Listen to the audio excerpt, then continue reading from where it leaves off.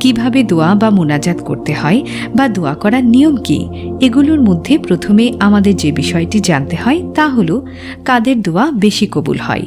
3 ব্যক্তির দোয়া বেশি কবুল হয়, তা হল 1 সন্তানের জন্য পিতামাতার দোয়া, 2 মজলুম যিনি অন্যায়ের প্রতিবাদ করেন, 3 মুসাফির যিনি দেশ বিদেশ সফর করে বেড়ান। এই 3 ধরনের ব্যক্তির দোয়া বেশি কবুল হয়। আর দোয়া কখন কবুল হয় এই বিষয়টি অবশ্যই জানতে হবে। কোন কোন সময় কখন দোয়া বেশি কবুল হয় তা হল শেষ রাতে তাহাজ্জুদ পড়ে। শেষ রাতে তাহাজ্জুদ পড়ে দোয়া করলে সেই দোয়া কখনো বিফলে যায় না।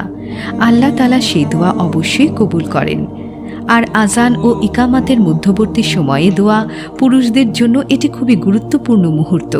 যারা নামাজ পড়তে চায় আজান ও ইকামাতের মধ্যবর্তী সময় যদি দোয়া করেন তাহলে সে হাত খালি ফিরিয়ে দেয়া হয় না। সে দোয়া অবশ্যই আল্লাহর কাছে কবুল